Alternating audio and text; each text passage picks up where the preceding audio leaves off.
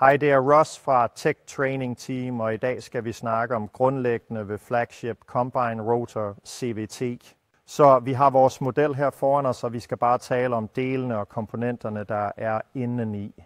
Så CVT er i bund og grund et planetgear, og alle planetgear har 3 dele. De har et ringgear, der har en planet. Og så har de et solhjul, og der er et solhjul helt nede i bunden af denne CVT her. Jeg vil bare rotere gearene her lidt, og vi kan se en sol helt nede i bunden her.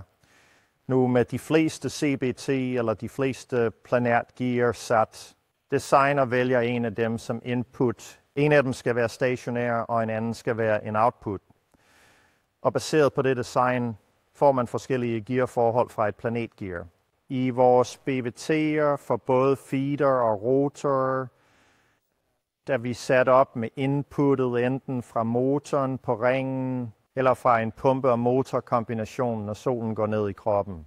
Og resultatet er altid planetbæreren, så disse planetgear er forbundet til gaflen, og gaflen vil enten gå til 3-spindel rotorgearkassen i tilfælde af rotordrevet, eller ned ad den lange drivaksel til foderdrevet. Så det er det planetgear sæt, der er i hver af de trinløse transmissioner. Nu kontrollerer vi jo, hvad inputtene er ved at have 2 koblinger. Så vi har en kobling her, der kaldes RTF eller ring til ramme kobling. Og hvad denne kobling egentlig gør, er, at den forbinder ringen med rammen på trinløs transmission. Navnet kan virke lidt forvirrende, fordi mange tror, at vi kobler det til stellet på mejetærskeren, men det er ikke tilfældet. Vi kobler ringen til stellet på CVT'en. Når ringen de er forbundet med rammen på CVT'en, så er den eneste måde, vi kan få et input på via solakslen, som er helt nede i bunden. Og solskakten er forbundet til en pumpe og en motor, så motoren skal drive solen, og det vil være vores input, når ringen til rammen er låst ind. Den anden kobling er ETR-koblingen, som er helt nede i bunden her indeni. Og ETR-koblingen står for motor til ring. Og dette er en mekanisk forbindelse fra motoren ud af PTO-gearkassen igennem denne kobling for at drive ringen. Nu er det vores hovedkraft og vores mekaniske kraftoverførsel. Så motoren til ringkoblingen, når den er aktiveret, vil låse oppe, og vi skal drive ringen med motoren. Nogle gange så driver vi ringen med motoren, og vi holder solen stationær. Og når vi gør det, så har vi hele mekanisk kraftoverførsel gennem denne ting. Nogle gange vil solakslen hjælpe, og andre gange vil den skade, hvilket vi demonstrerer om lidt. Men for nu er grundlæggende i CBT en planetgearkasse, som inkluderer en ring, solen og planeterne. Vil planeterne altid være i output? Og så 2 koblinger til at styre inputtene, enten ring til ramme, som vil holde ringen stationær til rammen på BVT'en, eller motoren til ringkoblingen eller MTR-koblingen nede i bunden her. Og det vil forbinde motoren til ringen og give mekanisk kraftoverførsel. Nu er de 2 koblinger låst sammen med kontroltryk, og vi har en ventil på trinløse transmissioner, der bestemmer, hvornår det kontroltryk enten vil være til ring til ramme koblingen til ETR-koblingen. Jeg vil bare demonstrere her, vi har vores model her med noget lufttryk til det. Så når ring til ramme er låst, kan du se, at koblingen er fast der, og det vil holde ringen stationær, og så er den anden ETR-kobling nede i bunden her. Og igen, vi gør det samme her, låser den kobling, og nu vil motoren være forbundet til ringen. Så det er grundlæggende, og så kommer vi tilbage og viser dig generelt, så hvordan systemet fungerer med alt dette sammen. Okay, så det er CVT-kontrolventilen. Dette er en model med et snit af den, og dette er faktisk en føder, men både føderen og rotoren har den samme kontrolventil. Så vi har 2 spoler. Spolen for enden af ventilen er til ringen til rammen, og spolen på siden af ventilen er for motoren til ringkoblingen. Så vi bringer kontroltryk ind i denne port. Og når vi aktiverer ring til ramme solenuden, vil det komme ud af den port, og den vil gå til ring til ramme koblingen eksternt. Og når vi ønsker, at ETR-koblingen skal aktiveres, gør vi sætte elektricitet til den spole, magnetisme, og derefter kontroltrykket, som er her. Vi ender faktisk med at arbejde på denne spole nede i bunden. Og det er en moduleringsspole, som vil skubbe hele denne ventilkrop opad, og så vil kontroltrykket gå ud af bagsiden af ventilen og ned langs solakslen og aktivere ETR-koblingen. Så igen kontrolventilen med ringen til rammen og ETR-koblingsventilerne. Okay, vi skal tale rotor, kontinuert variabel transmission, grundlæggende hydraulik. Så vi har brug for en pumpe, og rotor CVT-pumpen er den indvendige pumpe her på denne tandempumpeenhed. Vi har de lange, tunge linjer, der kommer ned til den bøjede akselmotor, og det kommer til at gå ind i en mellemliggende bolig, og på bunden af den mellemliggende bolig nedenunder her vil være kontrolventilen. Så du har virkelig 3 hydrauliske komponenter. Du har en pumpe, en motor og en kontrolventil på hver af CVT'erne. Okay, så nu skal vi diskutere, hvad der sker under en normal opstart af rotoren. Så når vi starter motoren, vil der være en mekanisk input i systemet. Så John, gå i gang med at dreje. Og du vil bemærke, at vi får en smule output her. Og det er fordi, der er viskos træk i systemet. Nu når du starter mejetærskeren, hvad der sker er, at kontrolenhederne vil gennemgå selvtest og vil opbygge kontroltryk. Nu når controllerne gennemgår selvtest, og de indser, at den starter op, vil den tage ring til ramme ventilen, og det vil aktivere det, og når vi gør det, vil vi låse denne ring til rammebremse ved hjælp af kontroltryk. Så du bemærker, at når jeg låser ringen til rammen, stopper vi den viskøse træk, og den fungerer som en bremse, selv om motoren kører.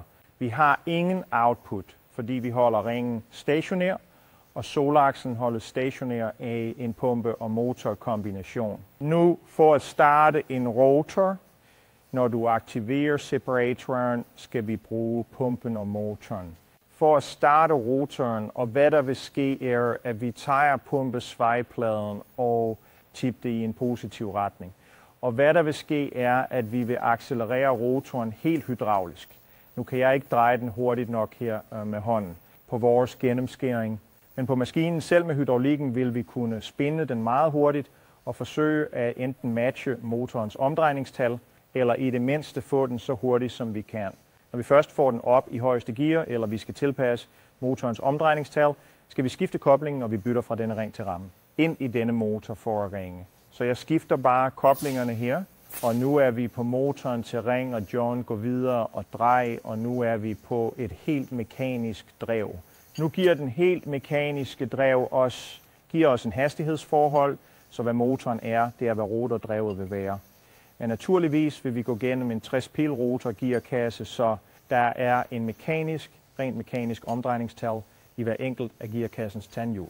Nu afhænger det af, hvilket gear du er i, og hvilken rotorhastighed du har bedt om, så skal vi bruge pumpen og motoren til enten at øge hastigheden eller sænke den. Så mens John kører i et langsomt, stabilt tempo på motoren, der vil jeg hjælpe ham ved at bruge pumpen og motoren. Og hvis jeg hjælper ham en smule, vil du bemærke, at resultatet kommer en smule hurtigere. Hvis jeg ikke hjælper ham, det sænker farten. Og hvis jeg hjælper ham, går det hurtigere. Og hvis jeg ikke hjælper ham, går vi tilbage til fuld mekanisk drev. Nu hvis jeg tager pumpen og vipper den svingplade og går baglæns på solakslen, vil jeg sænke farten. Og faktisk i vores model her kan jeg gå så hurtigt, at næsten stoppe ham. Jeg går ikke imod ham. Vi går tilbage til al mekanisk drevhastighed, og hvis jeg går imod ham, så vil det sænke den. Så under normal drift vil vi have en mekanisk komponent, der kommer fra motoren gennem ringen, og så vil solakslen enten hjælpe og accelerere, eller vi vil accelerere.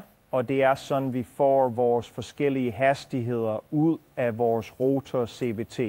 Nu vil vi simulere, hvad der sker, når vi blokerer rotoren. Så jeg vil sætte en blokering her og fastgøre denne udgangsaksel blot ved hjælp af den stift.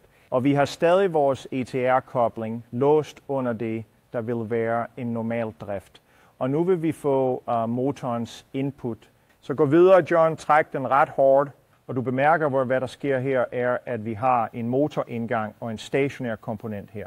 Så noget må give efter, og det, der vil give efter, er, at solakslen nu bliver en udgang.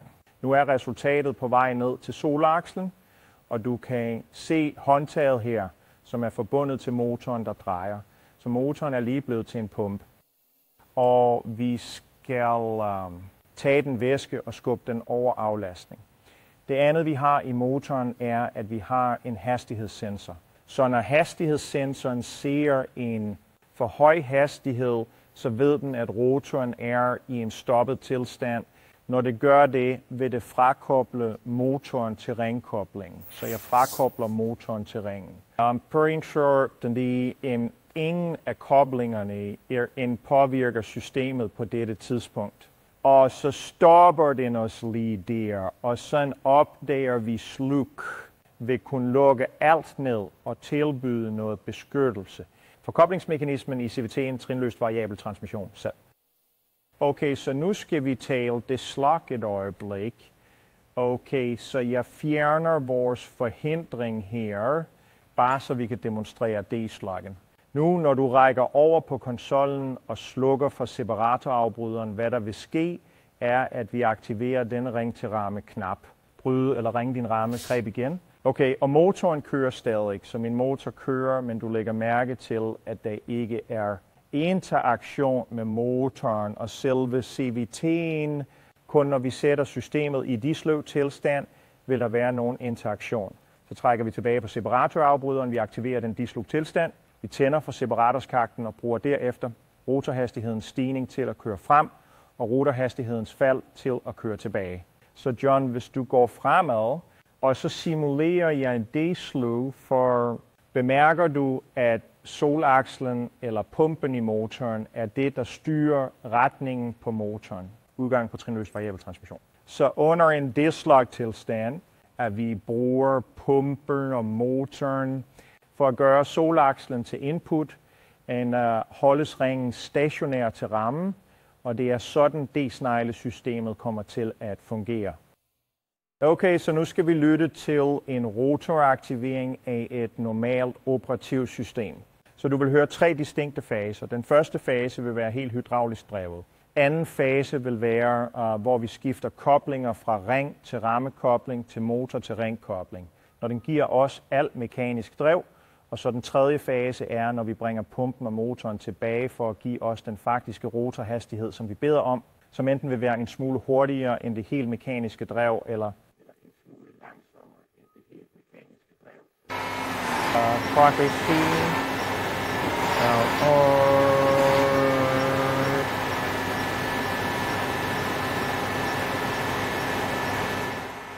Operator and socket for separator. Rotoren vil gå ind i en friløbssituation. Ingen kobling vil blive aktiveret.